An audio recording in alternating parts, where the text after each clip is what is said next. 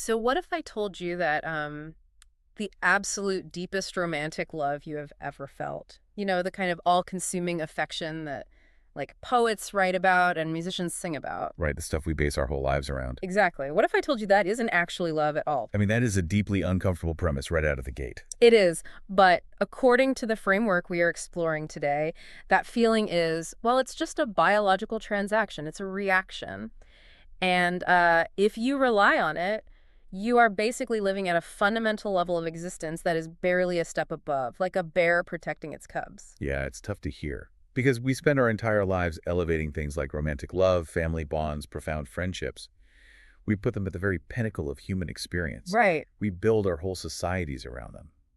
So to have a text come along and essentially categorize those feelings as, volatile transactional mechanics, it requires us to completely dismantle our ego. And that dismantling is exactly our mission for this deep dive. Today, we are going to look at an incredibly intriguing translated essay. It's from October 2023 by a writer named Shuifeng, and it's titled The Distinction Between the Domain of Emotion and the Domain of Love. It's a fascinating read. It really is. And the goal here is to completely rewire how you, the listener, understand your own internal landscape. We are going to separate what you merely think is love from actual constant love. Yeah, we're drawing a hard line today. We are, and I promise you, by the end of this, you will have a profoundly clear framework to measure your literal level of life based purely on the breadth of what you are capable of caring about. So to even begin mapping this out, Shuifeng insists we have to establish a hard boundary between two distinct territories. Right. The domain of emotion and the domain of love. Right, because they're not synonyms here. Not at all. They are entirely separate states of being.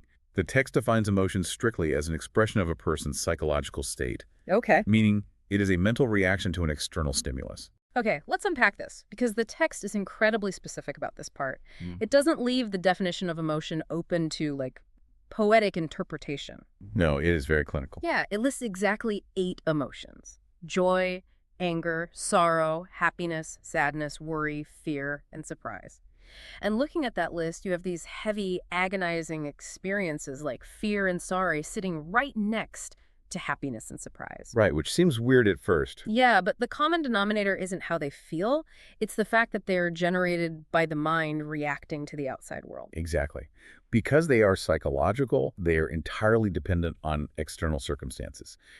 Your mind constantly interprets outside stimuli and generates a response. Give me an example of that. Well, say you win a sudden windfall of money, right? You Mhm. feel happiness. But if you lose your job the next day, you feel worry. The state is constantly in flux because the external world is constantly in flux. You're just a reactor. You are a reactor.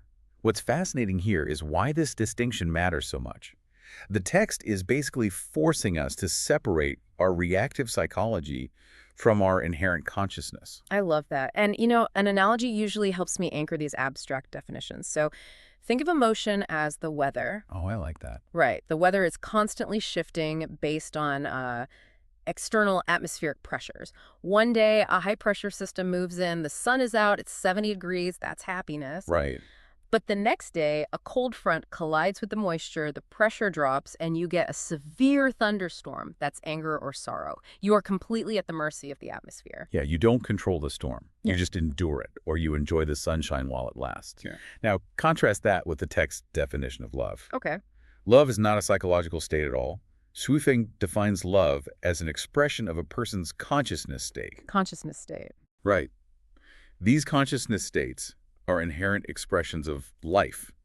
And I mean life with a capital L, capital I, capital F, capital E. They do not fluctuate based on what is happening outside of you. So if emotion is the weather, love is the geological bedrock underneath it. Yes. Perfect. Like the bedrock doesn't change its fundamental composition just because it's raining or, you know, because there's a drought. It is a permanent, unchanging foundation. Exactly. But wait, this brings up a massive contradiction in the text that we have to untangle right now. Oh, the joy contradiction. Yes. So the essay lists exactly 8 psychological emotions, and one of them is joy. But then Literally 2 paragraphs later, it states that unlike emotion, love has only one single form of expression. Right. And it says that the single expression is also joy. So how can joy be both a volatile, reactive emotion and the singular, constant bedrock of love? It's a great catch, Yeah. and it is a critical distinction in the mechanics of how we experience reality according to this framework. Okay, so how does the text explain it? Well, it uses the same word, but is pointing to two entirely different mechanisms. Psychological joy, the emotion is reactive. It's the joy of, getting a promotion or watching your favorite team win a championship. Right, it spikes. It spikes, and then inevitably it fades when the stimulus is gone or just becomes normal. It is conditional. It requires an input to generate an output. Yes. But existential joy, the joy of consciousness, has no external trigger. It is the baseline hum of existence. The baseline hum, I like that. It's this state of profound, quiet awareness and appreciation for life itself that just remains entirely undisturbed by the chaos of the outside world. So even if the weather is terrible. Exactly. If you lose your job, the weather of your mind will absolutely experience the emotion of worry or sorrow. But beneath that storm, the bedrock of your consciousness still hums with the inherent joy of simply existing. Wow. Okay, so the text is really asking you to observe yourself and identify which frequency you are operating on. Are you just reacting to stimuli, or are you existing in a constant state? That's the core question. Because if everything you feel requires a trigger, you are living entirely in the domain of emotion, which makes me wonder, what actually dictates the boundaries of that domain? Like, what causes the storms in our daily lives? Well, the domain of emotion, according to the text, is simply defined by the scope of the feelings involved. It's an issue of volume and triggers. Okay. And because it operates purely on a stimulus-response mechanism, it is entirely transactional. Zufach lays out the formula super clearly. Kind treatment will evoke affection. Provocation will lead to resentment. Input leads to output. So if someone compliments my work, I feel warm toward them. But if that same person insults me the next day, the affection vanishes instantly and resentment takes its place. Exactly. And this is where the text makes its most controversial claim. Yeah, I know where you're going with this. It classifies family affection, friendship, romantic love, and gratitude directly under this emotional umbrella. It explicitly groups them with psychological states, like fear and sadness. I have to admit, like, when I first read that, my immediate reaction was super defensive. Oh, of course. It feels wrong. It does, because we view romantic love as this profound, almost spiritual connection. We view our deep friendships as the defining pillars of our lives. So to lump them into the volatile category of emotion feels, I don't know, reductive. Yeah. Like, why aren't they classified as true love? This raises an important question, and it comes down to the strict definitions in the text. We have to look at the mechanics of why you feel that romance or that friendship. Okay, tell me. We elevate romantic love in our culture, but what is actually happening? Usually you feel romantic love because that specific person meets your psychological and biological needs. I mean, true. They make you feel seen, they support your goals, they share your interests, they validate your ego. So they treat me kindly, and therefore I feel affection. Right. Now apply the test of the bedrock. What happens if they betray you? What happens if they change fundamentally and become profoundly unkind or indifferent to your needs? Well, the romantic love shatters. It turns into deep sorrow or bitter resentment, which proves mathematically, according to this framework, that it was a psychological state all along. It was dependent on external validation and circumstance. Wow. If a feeling can turn into resentment upon provocation, it fundamentally belongs in the domain of emotion. It is a transaction. That is heavy.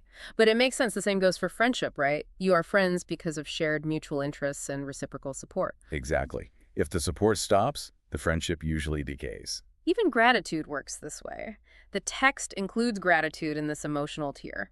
You are grateful specifically because a benefit was bestowed upon you. Take away the benefit or discover the gift was a manipulation and the gratitude just evaporates. It's gone. These feelings are beautiful, they make human life vibrant, but they're still just the weather.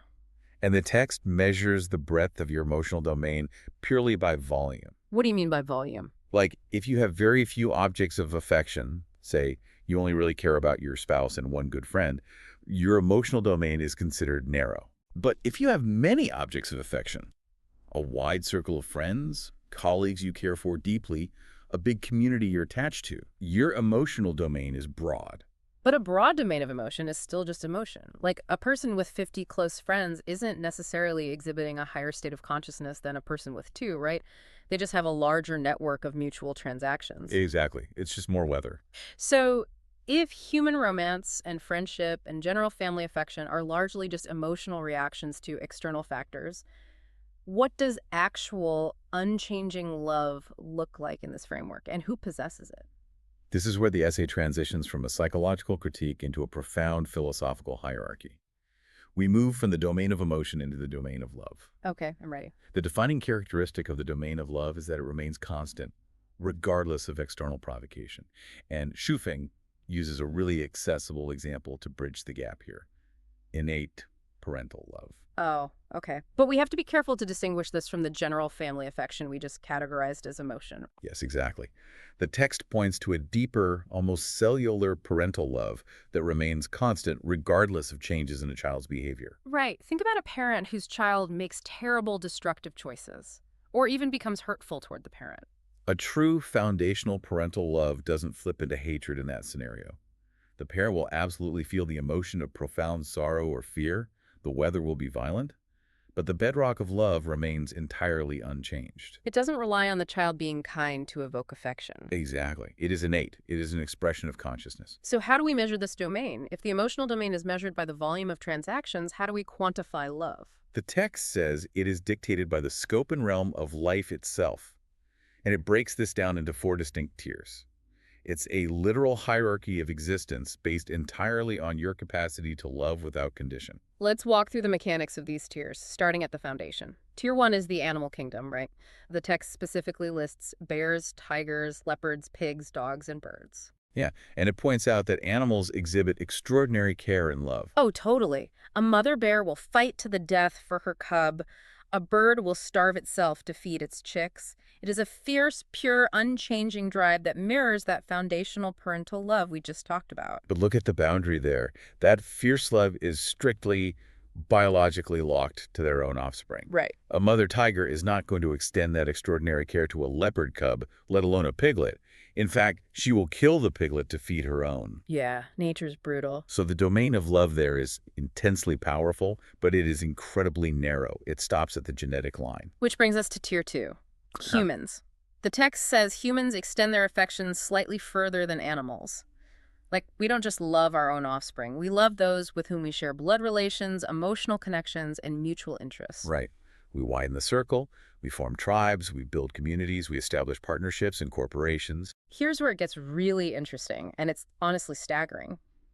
In this grand cosmic scale of existence, we humans are painfully, almost embarrassingly close to the bears and the pigs. It's so true. When you look at the mechanics of our love, we've basically just added networking to our biological drive. Yeah, we simply expanded the boundary of survival to include mutual interests. Exactly. We are still deeply restricted. Think about your daily life. We generally do not extend profound, unconditional affection to people outside our circle of mutual benefit. No, we really don't. If a stranger halfway across the world is suffering, we might feel a brief flash of the emotion of sadness.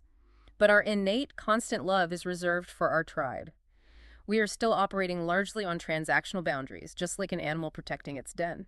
It completely shatters the ego.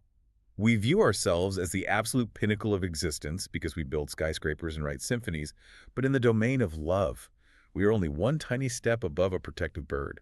We love our own, and we love those who benefit us. To move beyond Tier 2 requires an evolutionary leap in consciousness that breaks the boundary of mutual interest entirely. Which brings us to Tier 3, celestial beings. How does the text define this leap?